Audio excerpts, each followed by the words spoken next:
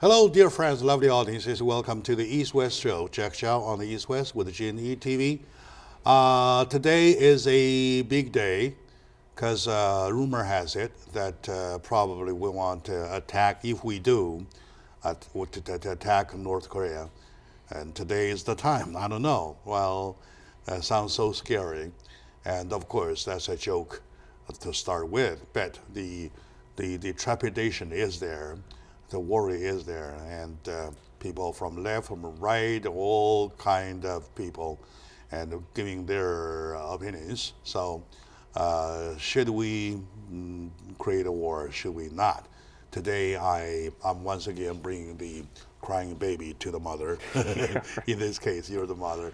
My dear friend, Honorable James Lee, former presidential consultant to both Bush administrations, George H.W. Bush and George W. Bush, 41 and 43. Sir, welcome to the show. Always good to be here, Jack. All right, thank you very much. Especially appreciate the fact that you just came from D.C., right? And this is the first Monday after the trip, though, and you make it happen here. I really appreciate it. No problem. It's always good to be back in California. Okay, good. Bigger questions start first, right? So, should we not attack North Korea? Well, I think, first of all, it's important to understand that nobody wants war. It's not on anybody's agenda. It's not a preferred route to fix a problem. The timing is unique just because today President Trump unveiled his new national security policy, which affects all U.S. Policy moving forward. And the primary center point of that policy is to ensure that America's security is first and foremost paramount. And part of that, obviously, is the threat that North Korea's long-range missiles and nuclear capability pose, because now they have the capability of striking not only at U.S. possessions like Hawaii or Alaska, but also the continental United States, now the northern part. So this represents a very significant threat, and the question has long vexed the last three administrations as to how to deal with that threat. I think that in President Trump's case, the line of logic that he's following and the policy he's following has been to not necessarily apply more pressure on North Korea as much as he's trying to apply more pressure on China. And the reason for that is that China is North Korea's number one, actually only trading partner, and supplies most of their oil, foodstuffs, and everything else they need. So by getting China more involved in solving the Korean problem, President Trump is hoping that we can avoid any kind of military conflict. There's been a lot of buzz and heat about North Korea because U.S. Secretary of State Rex Tillerson disclosed the other day that there were actually operational plans that the U.S. has to, quote unquote, go in and remove or take out North Korea's nuclear capability. So that caused a lot of consternation and discussion in the international community. But I think it's very clear that the United States reserves the right to act on a military option, even though it does not desire that option as a first choice. Lots of people look at the issue the other directions, other perspective, saying that given the fact of Donald Trump's behavior, his way of sometimes he plays with a decade and a half, something like that, jokingly. Well, he might wrongly, at a wrong time, declare war. And would that be a possibility or just a worry? Well, historically, you have to understand that the United States already is at war with North Korea because the armistice that ended the North Korea war wasn't a peace treaty. It was just an armistice that ceased hostilities. I see. So the United Nations and the United States are still technically in a state of conflict with North Korea. So that's never changed. The issue has always been, how can we reduce the threat that North Korea poses? And I think that you could argue that the last three administrations, George H.W. Bush, George W. Bush, Bill Clinton, Barack Obama, have not been able to solve that problem. No. So it's certainly a bipartisan record of failure as it comes to North Korea. Exactly. I think there's a lot to be said that while President Trump may be verbose and certainly aggressive in his comments and his tweeting and stuff like that, the the path that he's laid out diplomatically is fairly similar to what the other presidents have done before, because I think everyone recognizes that just deciding to push a button and go to war with North Korea won't solve anything. The public is under a impression that previously, like 2 or 3 weeks ago, the talk was so intensive, the statement were so intensive, and during the past week, though, things seem to be quieted down. Okay, for the comparison, people worry in different ways. They say, okay, that's the quiet moment before launching a big one. And the others say, okay, probably he said 2 big words, he is drawing back from that. Which way do you think goes more You have likely? to understand that North Korea only becomes an issue when the North Koreans feel they're being ignored. And that's North Korea's mode of operation. Once international events and the international stage and attention turns away from North Korea tends to do something to bring that attention back, whether or not it's launching a missile or making some other kind of pronouncement or test firing a nuclear warhead somewhere. So, it's not unusual to see the focus turn back on North Korea again and again. And this kind of gets to the second part of the question. We know that the U.S. and the rest of the world wants North Korea to dump its nuclear capability. But the big question that a lot of people don't know and don't have an answer to right now is, what does North Korea want? In the past, there have been negotiated deals where in exchange for freezing its nuclear program or steps like that, the West has granted economic concessions, more favorable trade, and so forth. In each particular case, North Korea has taken advantage of that, but then restarted its program and moved forward. So the inevitable question we have to ask, and President Trump has been wrestling with, I'm sure, as other presidents, is what does North Korea want? Because if it's economic development, then that would, if you were a normal country, that would mean boosting your economy, helping your people. North Korea is not a normal country. No. All money you gave them that goes to their military. Right, where the people starve. I mean, there was the incident just a couple of weeks ago where the North Korean soldier defected to South Korea, was shot 5 times. And upon his medical examination, they found that he was suffering from parasites, malnutrition, and all these other problems, which is fairly indicative of what's happening to the North Korean people. So the North Korean people obviously very suffering. Their leadership doesn't care about them. So we have to ask ourselves, what do they care about and what do they want? If it's simply to hang on to power, then this certainly seems to be one way for them to do that. If they have some broader ambition to be some kind of regional player, they're more closely aligned with countries, rogue nations like Iran and Venezuela and stuff like that. So, I think we're all kind of wrestling. We're trying to understand what they want. And if we do end up finding out what they want, then we can negotiate. But right now, we're kind of negotiating against a black hole. Yeah, exactly. They're never satisfied. Okay. Now, lots of people are saying that they worry about the fact that we've been crying wolves. So what if there goes another missile, and he shoots another time? Every time we say stop shooting or we will attack you, every time we say the same thing again and again, and then all of a sudden it goes another shoot, another shooting. What if he does it now? We are kind of back on to last resort. Well, yeah, I mean, you have to understand that, it's not a war between the United States and North Korea. I mean, technically it's a war between South Korea and North Korea. So whatever decision the United States makes, it has tremendous ramifications for South Korea. I mean, Seoul, for example, is just 30 miles away from the DMZ. Yeah. So, you can't act in a vacuum. And I think, every president has recognized that, including President Trump, that, we may have an itching desire to blast their missile sites out of the to Kingdom Come. But the reality is that if we launched any kind of attack against North Korea would see that as a provocation and give them excuse to attack South Korea, and we'd be right back at the Korean War, Part 2.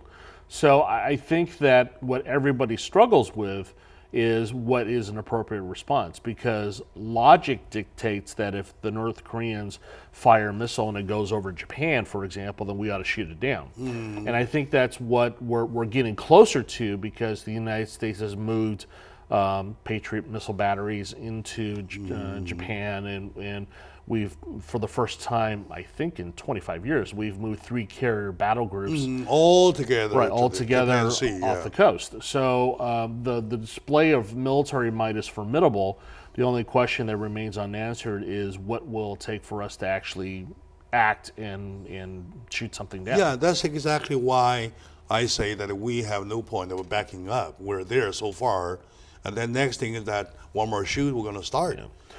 I think that everyone kind of recognizes that, you know, as long as North Korea is lobbing missiles into the Pacific, that, you know, it's a sign of protest and kind of like shaking the cage on their part. The big line in the sand, I think, for a lot of countries in the coalition against North Korea is if one of their missiles were to strike a populated area. For example, if it shot a missile and it failed and that missile fell on Japan, you know, then that might warrant some type of action. And again, you can kind of envision the scenario. If a missile gets fired by the North Koreans, it fails, it lands in Japan, it strikes a fishing village and several people are killed, then the quick response for the Japanese, the Americans, and South Koreans would be to ask the North Koreans, is this a deliberate act or was it a mistake? And if it's a mistake, then you ask yourself, do we go to war over a mistake? So there are a lot of layers to how the decision-making process is going to come. I don't ever think the North Koreans are dumb enough to do an overt act like actually fire a nuclear weapon first, because that would, you know, obviously call for their obliteration. All right. So that's what we're struggling with. All right. My dear audience, today with my good friend, Honorable James Lee, former presidential consultant for both George Bush, H.W. Bush and W. Bush, here to share his views about the North Korean peninsula situation. Like he said, it's a war, as a matter of fact, between the North and the South of Korea. Well, we worry so much. Probably we, after peeling the onions layer by layer, will see a clearer picture. But we are kind of lost at this very moment. Let's take a short moment then. When we come back, I wanted to do it this way. What if we did break a war on him? We did declare war on the fat guy. What can we do then? And then we'll see what if we don't do that. All right, so stay with us, please. We'll be right back.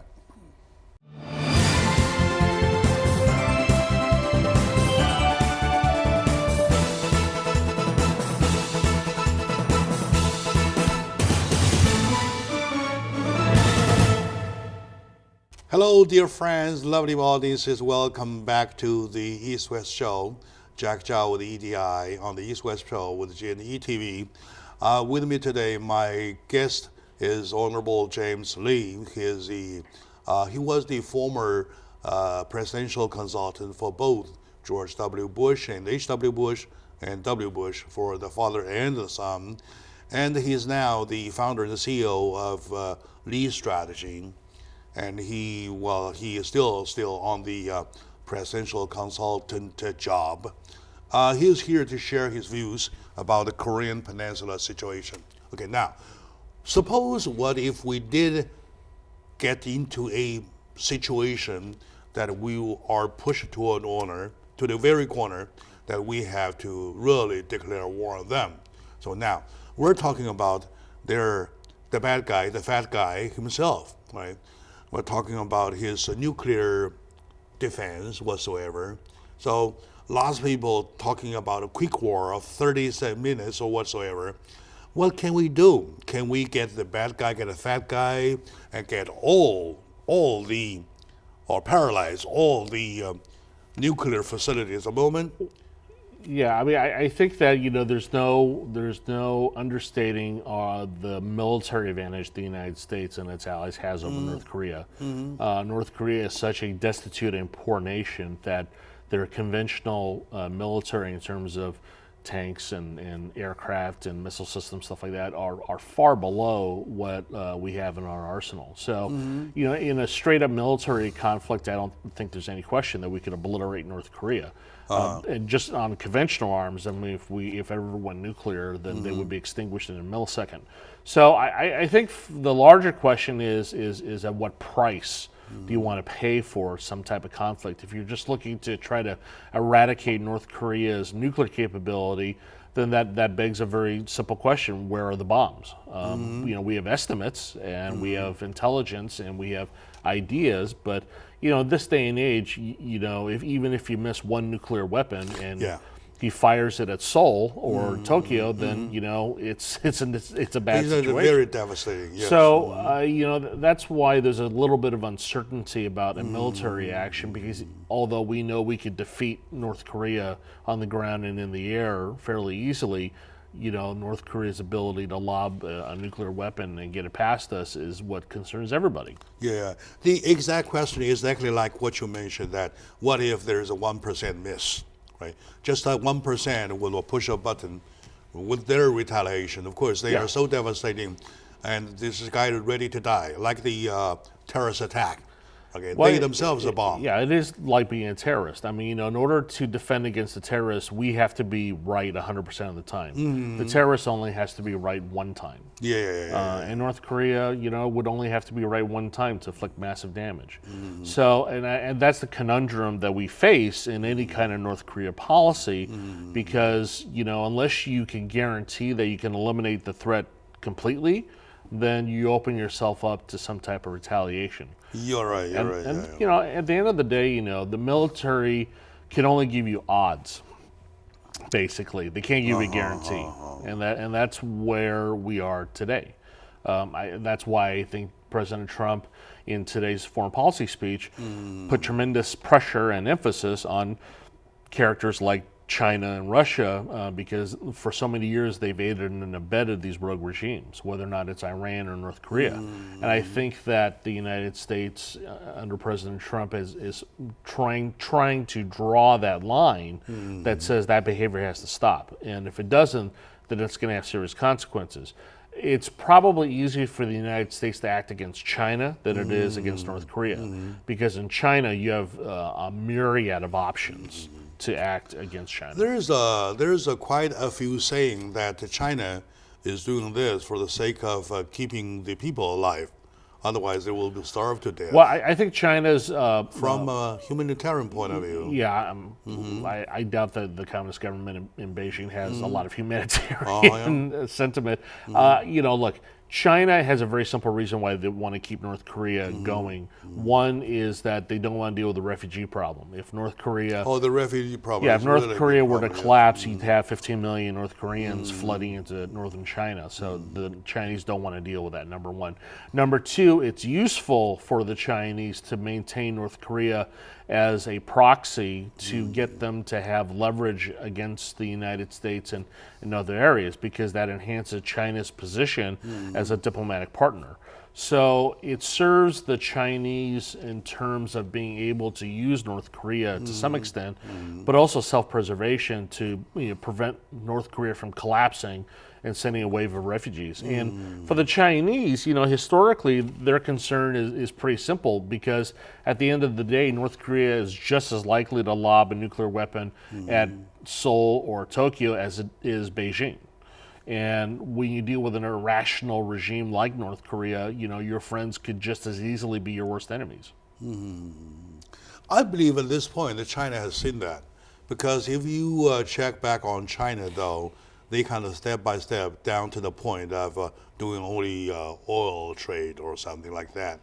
And that they have a saying for humanitarian purposes whatsoever, let them go for a while. But right now, back to the older issue, though, now we are down to the point that once we do, we have to attack 100%.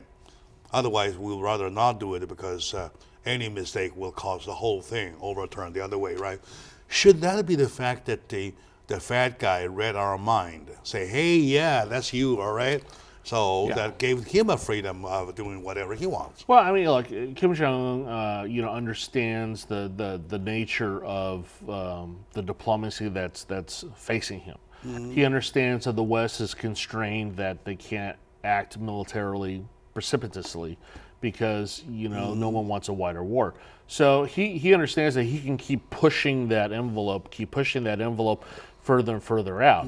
The only question for him is, how far can I go before somebody strikes back. And as we've seen, and what his father did and what his father did, that line is pretty far out there in terms of how far they can push. It's really just pure speculation and gambling to try to figure out at what point the United States might act. And I think that's what the North Koreans spend all their time doing, is guessing how far they can go. These days, I have done quite a few shows with other people, my friends from different angles, and there's also a discussion about instead of war, which is so unsure, how about assassination? So, do you think that's an option also? Well, the United States has a policy of not condoning the assassination of other foreign leaders. So that's a very clear policy the United States has. Would the United States act that way? The reason why you don't condone assassination of political leadership around the world is that you open the Pandora's box that if we start assassinating that leader, then other people think it's okay to assassinate our leader. And then it would never end. You'd have people trying to kill President Trump, or trying to kill Theresa May, or trying to kill Abe in Japan, and so forth. So you don't want to get in a situation where political leadership is a target. If you did go down that path, then it would almost always inevitably lead to war. What if they say to do the so precise, do multi-target assassination, all simultaneous, boom, 7, 5 down? Then you might as well just go to war, to be honest. If you're going to start launching multiple attacks, because here's the problem. Again, what if you miss somebody? So this. Once you try to decapitate political leadership, you're assuming that no one below them steps up. The war on terror has taught us that whether or not it's Al-Qaeda or Hezbollah or Islamic State or ISIS, that when you knock out a leader, there's someone to take their place. And oftentimes that person who takes their place is worse. Killing Osama bin Laden didn't stop Al-Qaeda. Yeah. That's a vivid example. So, and that's part of the difficulty when you deal with rogue regimes, is that you can try to kill the figurehead, but there's probably somebody perfectly willing to take their place, and that person might be worse. All right. Okay, my dear friends, my lovely audience, today I have my brother here, Mr. Honorable James Lee here, former presidential consultant for George H.W. Bush and W. Bush. Yes, we really want to learn about the Korean Peninsula situation. The reason we're doing it is that 18th of December is said to be the perfect day launching a war because of a dark moon or no moonlight tonight or something like that. Anyway, and let's take a very short moment out. When we come back, we'll find out from Korean people, because there is quite a resistance in Korea from the people, the hungry people, starving people. So what if we motivate them? Okay, now, so stay with us. We'll be right back.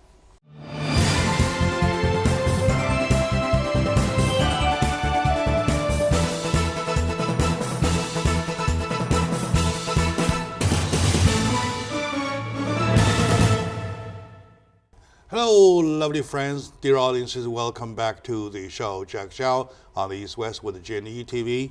Today we're talking about the Northern Korea Peninsula situation. A war is there. At least a war is on the subject, on the topic, right?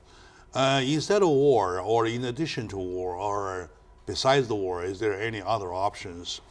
With me today is my good friend, Honorable James Lee, former presidential consultant for both George H.W. Bush and W. Bush, and he's now the founder and the CEO for Lee's strategy for international political and domestic political policies. Came back from D.C. Once again, welcome back to the show. Yes, there is a saying that the best way to do is to, jokingly, I don't know how serious that is, or how logic that is, to give Korean people, airborne, lots of cell phones. Oh, you mean like North Korea? Yeah, North Korea. What? Cell phones, and then provide them Wi-Fi with a satellite. Let them going on know what's going on outside. The South Korea has, for the past 50 years, run operations to try to influence the North Korean people. They've done what you're talking about. They have sent over balloons filled with messages, newspapers, information, even food.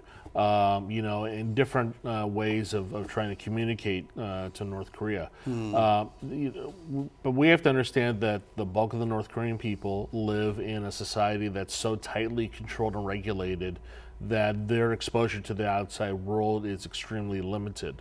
So, you could try to float balloons, the North Koreans would shoot them down. You could try to airdrop stuff, the North Koreans would, do what they normally do in trying to obstruct. And there is no internet effectively in North Korea, so there's no access into North Korea. The North Korean people are so poor and destitute they can't even, be fed. So, trying to reach them in any meaningful way, as South Korea could tell you, is almost futile, but they still try, and it's a normal part of the tit for tat relationship that the North and South have against each other. Obviously, this winter next year, when the Winter Olympics begins in South Korea, Pyeongchang, that's going to be another real key focal point for the world, because the world's attention is going to be back on that peninsula, with the Winter Olympics, and I think we're hoping that next year that we might have China be more receptive to doing something, because the world's attention is going to be focused back on that area in such a meaningful way. All right, in that case, how about Japan? Japan might want to get involved, right? Well, you have to understand that right now the two countries that are most concerned about North Korea are South Korea and Japan. Japan has a long-running history of dispute with North Korea. It is right on the flight path of those missiles that get shot. So the Japanese, have actually within the last year, they've taken a newly aggressive military posture in terms of beefing up their forces along the northern side of their borders. I think for Japan, the problem that they're at is twofold. One is that Japan still suffers historical guilt, for lack of a better term, for World War II, which makes them a reluctant nation to militarize. And that's always been an issue for them, which is why the United States has been the large guarantor of security and peace for them. But I also think that the Japanese have a reluctance to strike back, just because until we actually get attacked, we don't necessarily want to be preemptive and attacking somebody else. I think that's their philosophy. So I think that at the end of the day, if you look at all the different countries involved with North Korea, the most crucial one, and the one that President Trump has decided to focus on, is China. Because no solution in North Korea is going to occur without China's participation in some meaningful way. The question now is not so much what North Korea wants, but what can we do to persuade China to become more aggressive. How about Russia? Lots of people say still there is a chance of Russia might get involved. Yeah, I mean, I think for Putin and Russia, their interest in Asia is more minimal. Their focus has clearly been on Eastern Europe with the Ukraine, and in the Middle East with Iran and Syria. That's where Russia thinks that their influence is best spent, and also where they already have a lot of entree. Asia is very difficult for Russia because, one, China is basically the 800-pound gorilla in the Pacific. So Russia's influence is much less limited. China's influence in Asia is really helped by its economy and the money it's willing to spread around in Asia. Russia doesn't have that capability, especially since oil prices declined. So I think Putin is much more focused on what's going on in his own backyard down south. Yeah, in other words, Putin is not capable of getting involved because he got to look at his own problems. Yeah, I think clearly Russia has some economic limitations that limit their ability to do a lot of things, and especially to try to compete against China would be extremely difficult from an economic standpoint for Russia. So the last resort, last choice is China. How likely China gonna get involved in this? Well, China is involved. The question is, for the Chinese, the question they have to ask themselves is, what can we do to persuade North Korea to stop what they're doing? and that entails the next question, which is what does North Korea want? So for the problem is that Kim Jong knows that if he were to ever tell China or the U.S. or anybody else what he wants, the rest of the world would probably rush to give him what he wants in exchange for getting rid of the nuclear capability. And I think he understands that if he were to ever do that, he would give up his biggest card at the table. And in a way, for North Korea, the best strategy for them is to never see this end, because they have the ability to keep bluffing. Yes. And so that's kind of like the loop that we're in right now, and no one seems to be able to get off. Unless they exchange for that benefit, whatever, money, food, or whatsoever, could mean to terminate, to totally destroy their facility. But we've tried this 3 times before. The last time was the nuclear agreement that President Bush pursued, where they sought a freeze on the nuclear program in exchange for lifting of sanctions. The North agreed to that. There was a lifting of sanctions. Inspectors were allowed. Monitoring was allowed. Then North Korea severed that, broke the agreement, kicked out the inspectors, and resumed its nuclear program. So the problem with any agreement is that in order for it to work, you need both sides to actually comply. So if North Korea decides that, we don't feel like it anymore and they're going to walk away, then we're right back to where we started from. And that's the basic problem with all agreements. That's the problem we're having with Iran right now, with the agreement that they signed 2 years ago, because they've spent their time and the money that they got as a result of lifting sanctions to invest in their missile program, which ironically they got from North Korea. So, we already have past history that teaches us that just simply having an agreement with the North may not be, sufficient. You have to do something else. And that's what everyone is struggling with. Okay, my dear friends, today we are learning a lot from the analysis made by Mr. Honorable James Lee. Mr. Lee is a former presidential advisor for George H.W. Bush and W. Bush, and he's now still in the service, and he's the founder and CEO of Lee Strategy. If you need anything, if you're thinking about if to wage a war against anybody, probably consult him, right? Certainly hope not. I hope not, right? Let's take a short moment. When we come back, we'll put the factors all together, including the fat guy himself, and to see how likely he's going to, towards the very end. I believe he understands he is entering a dead end himself, right? So would that be a second consideration for him to wage or whatsoever? Stay with us, please.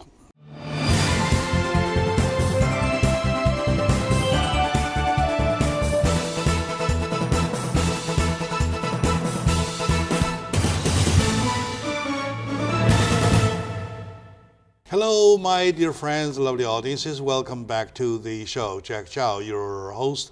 I'm on the East West Show with JNE TV.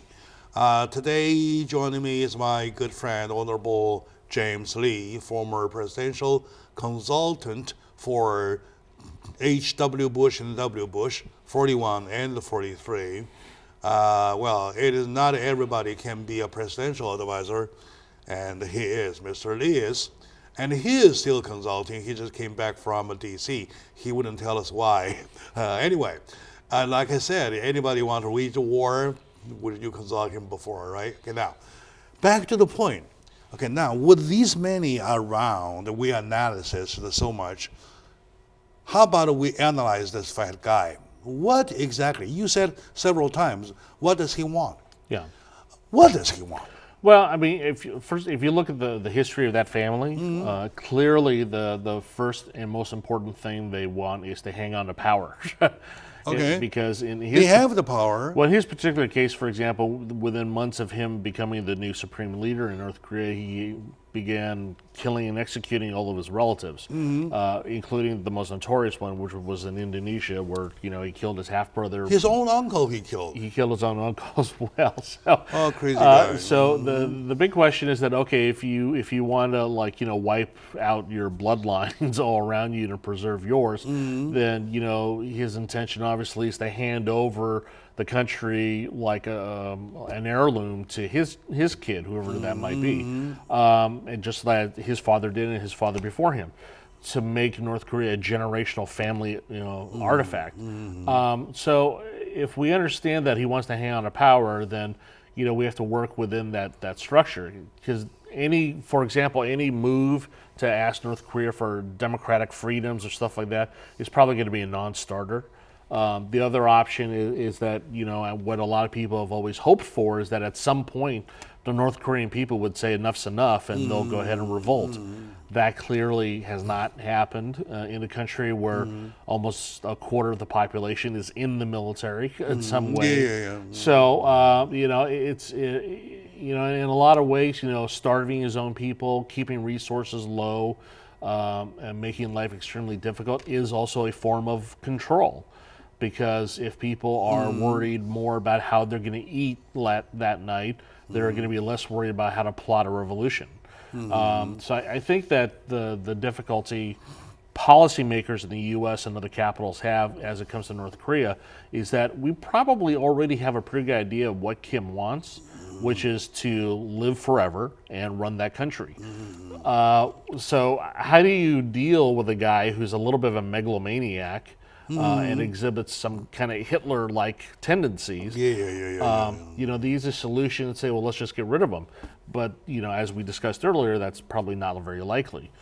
So, short of hoping that he drops dead of a heart attack because he's, kind of a chubby guy, then we're kind of stuck with the realization that we're going to have to try to nudge him in a direction where his worst instincts are never acted upon.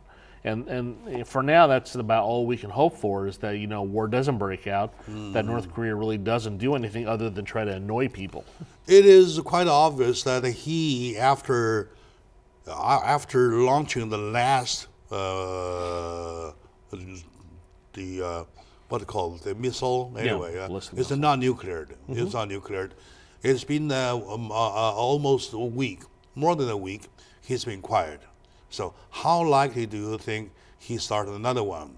And then that could be his end of the whole thing. Well, I mean, knowing his past history and knowing his track record, I wouldn't doubt that this guy would probably launch missiles on Christmas Day. I mean, he's that kind of in tune to trying to disturb the international climate and mood by inserting himself in. The thing with North Korea and with Kim Jong-un is that he's a megalomaniac, and he wants all the attention on him. So when the world doesn't focus attention on him, then he feels the need to act like a screaming baby. He demands attention, and firing a missile is his way. So I wouldn't be surprised if we saw him in the month of December launch 2 or 3 more times. Wow. That would be a perfectly normal thing for him to do. So then when he does that, and then it's on our side, it's on losing a face, lots of face, that we said, okay, last one, we warn you, again, back to the crying wolves. Yeah, I mean, I think it's this kind of elaborate dance that everyone performs. I mean, Kim wants to get attention, so he fires a missile. The United States and Japan and South Korea, scold him harshly, but they don't do anything. And then we all kind of go quiet for a while, and then he fires another missile. So that kind of scenario is kind of played out for the last year and a half. So we're already accustomed to it. The only real issue is whether or not Kim does something different. And that's when you really have to start, figuring out what you need to do. So, for example, if he were to fire a missile that doesn't go to the Pacific, but instead goes, across China, that would be a completely different question. Or if he fires a missile that goes tries to go across the North Pole, for example. So then that becomes a very different kind of situation. So, right now we kind of already know what his normal behavior is. The interesting thing would be when he does something different and that's when people will start trying to reanalyze him. Okay. There's also another saying that focusing to the domestic problems that they have as a country, that these citizens, the people underneath him, were told or brainwashed, saying, hey, that we have the common enemy that is imperial America, right? So we'll tighten our belt and save every money for military. And then his shooting is a show to his people, say, hey, this is where your money went, right? Something like that. He calls upon again. He has, in other words, my people, my friends, on this, holding this attitude, I mean, the perspective, they are believing that even the fat guy has trapped himself into a trap that he made himself. He had to continue shooting, or otherwise his people would. Well, I mean, no one really knows in a lot of ways what the psychological state is of the North Korean people. I mean, most Western observers who have gone into North Korea, access is tightly controlled to North Koreans. There are no public opinion polls. There are no surveys. Communication is very limited. I mean, North Korea in a lot of ways is still stuck in the 1950s. So it's very hard to figure out what North Koreans want. The limited information we do have comes from defectors and other people that managed to escape. And, we're told that, really it's a fight for survival every day in North Korea. So it's hard to imagine North Korea and North Korean people being able to do very much in the way of setting up a rebellion or stuff like that, because they're really under such tight control. You might have the Arab Spring and Arab Worlds, but I doubt you're ever going to have a North Korean Spring. So I think that for a lot of people, which I said before, that Kim has kind of boxed himself into a corner where he has to keep doing this cycle over and over again is very well true, because we in the United States and other countries are also in that same kind of loop where you don't have a very good clear pathway to jump out of it and to try to break the cycle. And I think that's why, right now and today, moving forward, President Trump outlined in his foreign policy speech today that, our focus needs to shift over to China and try to get something going there, because focusing on North Korea has not yielded any results. All right. Okay. All right. Well, that's the thing. My audience would like to know. So the situation like right now, are we thinking that it's going to be a prolonged normal situation, or just a short period? Things could be either way. Let's do a war or not a war, somebody shooting, no more problems, or the problem has to be there, like a new norm. Talk about new norm. We've been in this cycle of shooting missiles, diplomatic response, shooting missiles, diplomatic response. We've been doing this for almost 2 years now. I don't see that scenario changing. And I certainly don't see it changing on the U.S. side. If it does change, it'll change because North Korea decides it wants to try something different. The problem is that there's not much else they can do. You can either fire a missile or you can test fire a nuclear warhead. And that's pretty much where North Korea is stuck at right now. Unless they were to engage in some other type of activity, like having some kind of direct confrontation with South Korea or Japan. But I really don't see any of that happening right now because, North Korea's viewpoint, Kim is getting what he wants, which is global attention and being seen as the guy calling the shots. And it's just a question at the end of the day, is like, does he want more than that? And nobody really knows. That's really a big problem. But right now, we are entering into the holidays. At least we want this Christmas or the New Year holidays be peaceful. Likely, do we have a chance? Well, we're hoping. That's a big word. We're hoping, all right?